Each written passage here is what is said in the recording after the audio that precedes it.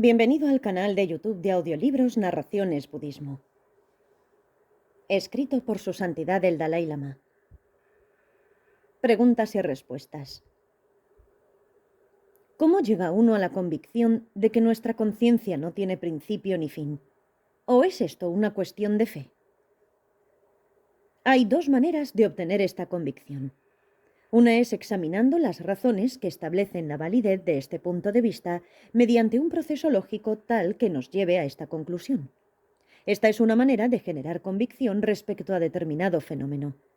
Con otros tipos de fenómenos, tal vez uno no pueda llegar a ciertas conclusiones mediante el razonamiento lógico directo que establece y sostiene su validez. En este caso, se puede examinar la premisa adoptando un punto de vista contrario y ver si esta tesis opuesta contiene inconsistencias intrínsecas o contradicciones lógicas. Al hacerlo, uno puede descubrir elementos misteriosos en su punto de vista que no se pueden explicar. Dado que esta posición contraria contiene muchas inconsistencias, uno puede llegar a la conclusión de que lo cierto tiene que ser lo opuesto.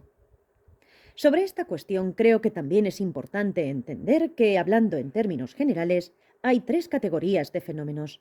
Los fenómenos manifiestos son aquellos que pueden observarse directamente. Los fenómenos ligeramente oscuros son los que se pueden deducir mediante un proceso de razonamiento. En tercer lugar están los fenómenos muy oscuros, que permanecen más allá de la percepción directa ordinaria y de la deducción lógica. En general, la existencia de estos fenómenos muy oscuros solo se pueden establecer sobre la base del testimonio de otro y de la autoridad de las escrituras. Además, debemos entender que en el budismo hay cuatro maneras diferentes de examinar estas categorías diferentes de fenómenos, llamadas los cuatro principios. El primero es el principio de la realidad. Por ejemplo, nuestra conciencia posee la naturaleza de la luminosidad y el saber. ¿Por qué tiene esta naturaleza? No hay una razón para ello, es simplemente su naturaleza. De modo similar, nuestro cuerpo físico está compuesto de átomos y partículas químicas. Esto es también simplemente su naturaleza, su modo de ser. A continuación tenemos el principio de dependencia. Esto se refiere a los fenómenos que se postulan en relación con otra cosa. Por ejemplo, las partes y el todo, lo verdadero y lo falso, etc. El tercer principio es el principio de eficacia. Incluye fenómenos tales como las causas, cuya función es producir un efecto, y los efectos que funcionan siguiendo a las causas relacionadas con ellos. Por último, el principio de la prueba válida. Comprende las reglas de la lógica que se pueden determinar a partir de los tres principios anteriores que gobiernan las relaciones entre las diversas entidades y por lo tanto nos permiten extraer deducciones a partir de premisas válidas. Una de las presentaciones más antiguas de este análisis cuádruple se encuentra en El Sutra que aclara el pensamiento del Buda, una de las escrituras hermenéuticas más importantes del budismo mahayana. Una exposición más clara de estos principios, basada en el sutra citado, se puede encontrar en El Abhidharma Samukaya, de Asanga y sus comentarios. El enfoque vinculado con el cuádruple análisis que acabamos de describir es bastante similar al enfoque básico de la ciencia. Por ejemplo, el principio de realidad es en algunos casos similar a ciertas teorías de la física subatómica referentes a la naturaleza de las partículas. Hay pasajes del Kalachakra Tantra que explican que las partículas espaciales o partículas compuestas de espacio son el origen de toda la materia del universo. De modo similar, hay un estrecho paralelismo entre la operación del segundo principio y las leyes de la química. En el nivel subatómico vemos en acción el principio de realidad. Cuando estas partículas se juntan, uniéndose para formar objetos e interactuar con otros tipos de partículas, vemos en acción el principio de dependencia. Asimismo, cuando hay una interacción de diferentes tipos de partículas químicas que resulta en la emergencia de diferentes propiedades, esto es muy similar al tercer principio, el principio de eficacia. Tomando estos tres principios de la relación entre fenómenos como base del análisis, podemos emplear las reglas del razonamiento lógico contenidas en el cuarto principio. En el contexto de esta pregunta sobre la continuidad sin principio de la conciencia, si nos adherimos a la posición contraria, la de que hay un principio en alguna parte, aparece un gran interrogante. ¿Cómo llegó a existir ese primer momento de conciencia? ¿De dónde vino? Si postulamos la existencia de un punto de partida, aparecen muchas contradicciones e inconsistencias lógicas. Una persona que se adhiera a esta opinión debe o bien aceptar que el primer momento surge sin ninguna causa en absoluto, o bien que existe un creador. Cualquier caso de existencia de conciencia exige una causa substancial en la forma de otro momento anterior de conciencia. A causa de ello, sostenemos que la conciencia es infinita y sin principio. Esta posición parece contener menos contradicciones, aunque este tipo de explicación puede que no proporcione una satisfacción al 100%, uno, sin embargo, puede concluir que esta posición contiene menos contradicciones y tiene menos inconsistencias lógicas, y sobre esta base puede generarse una convicción respecto a ella.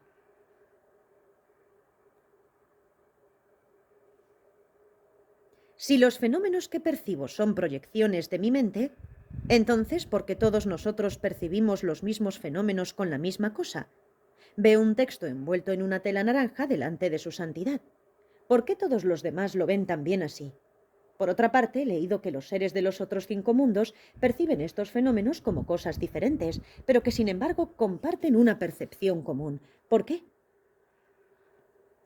Según la explicación de la escuela filosófica budista más elevada, la Madhyamaka Prasangika, los fenómenos externos no son meras proyecciones o creaciones de la mente. Los fenómenos externos poseen una naturaleza precisa que es diferente de la mente. El significado de que todos los fenómenos sean simples etiquetas o designaciones es que existen y adquieren su identidad por medio de la denominación o designación que les damos.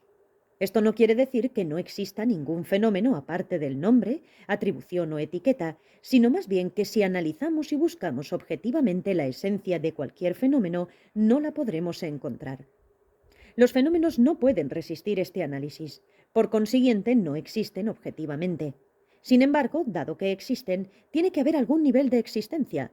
Por lo tanto, se dice que las cosas existen solo gracias a nuestro proceso de etiquetación o designación. Puesto que los fenómenos no tienen una realidad independiente y objetiva, no existe una categoría de existencia por el lado del objeto. Por consiguiente, concluimos que los fenómenos solo existen de modo nominal o convencional. Sin embargo, cuando las cosas aparecen ante nosotros, no aparecen como meras designaciones, aparecen más bien como si tuviesen algún tipo de realidad objetiva o existencia intrínseca ahí fuera. Así pues, existe una disparidad entre el modo en que las cosas se nos aparecen y el modo en que existen. Por esto se dice que son ilusorias. El modo real de existencia de los fenómenos solo se puede determinar a través de la propia experiencia una vez que uno ha negado su existencia intrínseca. Pero la realidad convencional no se puede demostrar lógicamente. Por ejemplo, esta mesa existe porque podemos tocarla, sentirla, ponerle cosas encima, etc. Por lo tanto, existe. Solo a través de nuestra experiencia directa de un fenómeno podemos establecer la realidad de su existencia. Los prasanguicas hablan de 3 criterios que determinan si algo es existente o no. 1. Debe ser conocido mediante una convención mundana. 2. Esta convención no debe ser contradicha por ninguna forma de validación. Y 3. No debe ser contradicha por un análisis último de su naturaleza. Cualquier cosa que cumpla estos 3 criterios se dice que es convencionalmente existente. Hay muchos tipos diferentes de percepción que pueden aprender un objeto determinado, tal como la tela que envuelve este texto. Para muchas personas aparece de color naranja, pero para algunas el color naranja puede no aparecer a causa de una enfermedad u otras condiciones psicológicas, como en el caso de los que padecen daltonismo. Otros seres, debido a su karma, tampoco podrán ver esta tela de color naranja como lo hacemos nosotros. Su santidad. Siendo la reencarnación reconocida del 13º Dalai Lama, y por lo tanto poseyendo presumiblemente la misma corriente mental, quizás podría explicarnos con qué objeto, como ser realizado, ha tenido que aprender en varias escuelas, hacer exámenes, etc., cuando su conocimiento de estas cosas podría compararse al de un experto mecánico que aprendiera de nuevo el mantenimiento básico del automóvil. No podría haber adquirido mi nivel actual de conocimiento sin haber realizado serios estudios. Por lo tanto, tuve que estudiar. Esto es una realidad y no tiene sentido pretender otra cosa. Quizás en algunas ocasiones vi que podía comprender sin mucho esfuerzo ni dificultad ciertos puntos filosóficos que normalmente se consideran difíciles. En relativamente poco tiempo y con poco esfuerzo, suelo ser capaz de entender temas difíciles. Esto indica que tal vez en mis vidas anteriores haya seguido algunos estudios. Por lo demás, soy una persona corriente como vosotros. ¿Es así? ¿Podría su santidad explicar el significado de los términos atribución y base de atribución? ¿Podría también indicar en qué difieren las escuelas budistas superiores e inferiores en su forma de entender la atribución y la base de atribución? Excepto la escuela prasangika, todas las demás escuelas de pensamiento budistas identifican la existencia de los fenómenos dentro de la base de designación. Por lo tanto, sostienen que hay algún tipo de existencia objetiva. Por ejemplo, cuando las escuelas inferiores identifican a la persona o el sí mismo, la identifican como la continuidad de la conciencia. Pero según la literatura budista perteneciente a las escuelas superiores, este tipo de punto de vista filosófico conduce a la contradicción o la inconsistencia cuando hablamos sobre los estados inconscientes de meditación. También surgen otras contradicciones cuando el individuo ha alcanzado la elevada realización de lo que se conoce como sabiduría incontaminada, durante la cual resulta problemático identificar a la persona con la continuidad de la conciencia. Puesto que todas las escuelas inferiores del pensamiento budista aceptan que las cosas existen intrínsecamente, afirman cierto tipo de existencia objetiva, manteniendo que las cosas existen por derecho propio y por su lado. Esto es porque identifican a los fenómenos dentro de la base de designación. Para los prasanguicas, si algo existe objetivamente y es identificado dentro de la base de designación, esto de hecho equivale a decir que existe de forma autónoma, que tiene una naturaleza independiente y que existe por derecho propio. Llegados a este punto, debemos considerar la naturaleza de la dependencia. Es evidente en muchos casos que muchos fenómenos no pueden postularse sin depender de otros factores. Cuando analizamos y buscamos la esencia, el verdadero referente detrás de las etiquetas, las cosas se desintegran y no podemos encontrar algo que sea esa esencia. Encontramos, más bien, que algo existe, pero que existe por la fuerza o en dependencia de otros factores. Y entre estos otros factores se cuenta, de modo muy importante, nuestra propia atribución, el proceso de dar una etiqueta.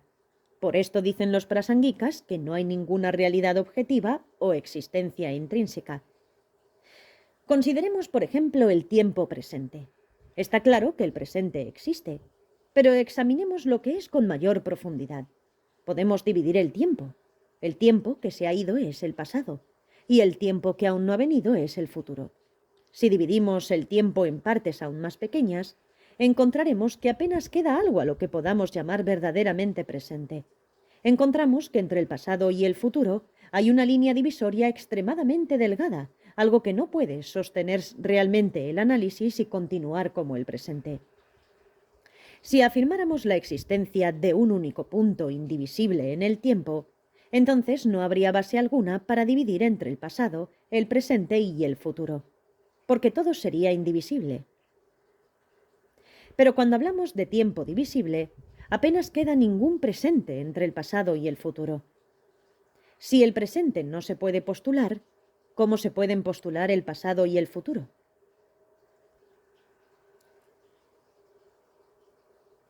El pasado se llama pasado en relación con el presente, y el futuro se llama futuro también en relación con el presente. Si llegáramos a la conclusión de que el presente no existe, esto contradiría la convención mundana y nuestro pensamiento y experiencia cotidianos, así como muchos otros hechos. Por consiguiente, podemos decir que el presente existe, pero no intrínseca u objetivamente. Esto es una demostración de la originación dependiente.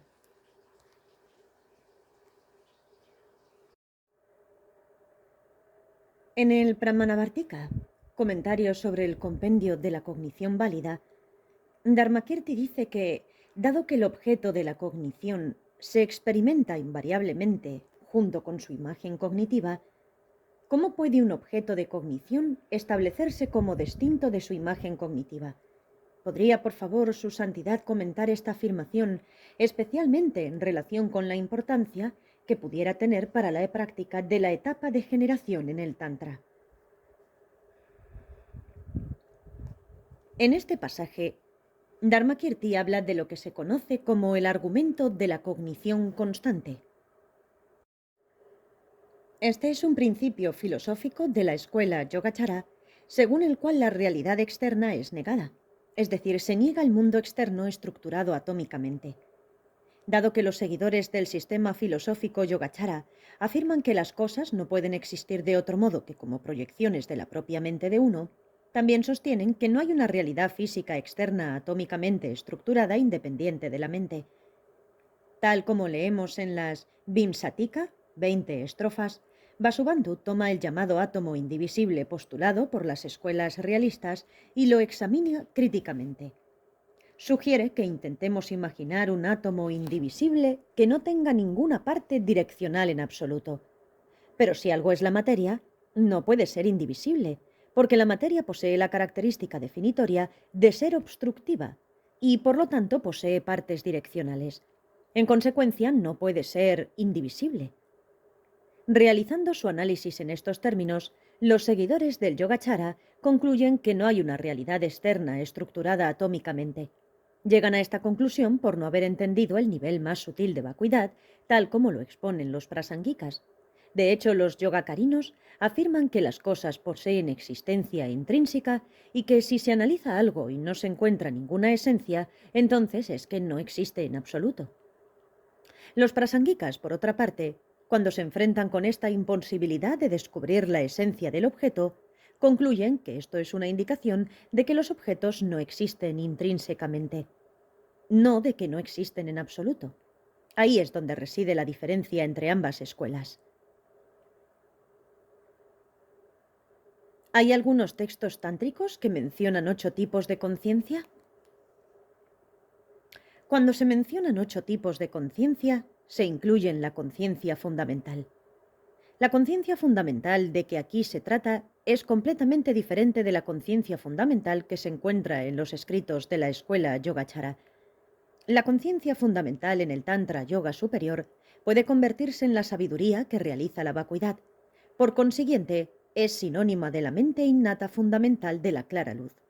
La conciencia esencial o fundamental a la que se refiere la escuela Yogacara siempre es neutral, es decir, ni virtuosa ni no virtuosa en su naturaleza.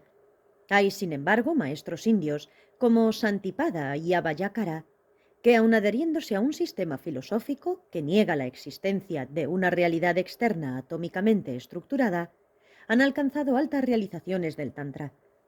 La tradición afirma que cuando iniciaron la práctica del Tantra, estos maestros eran seguidores del Yogacara o del Madhyamaka Svatantrika Yogacara.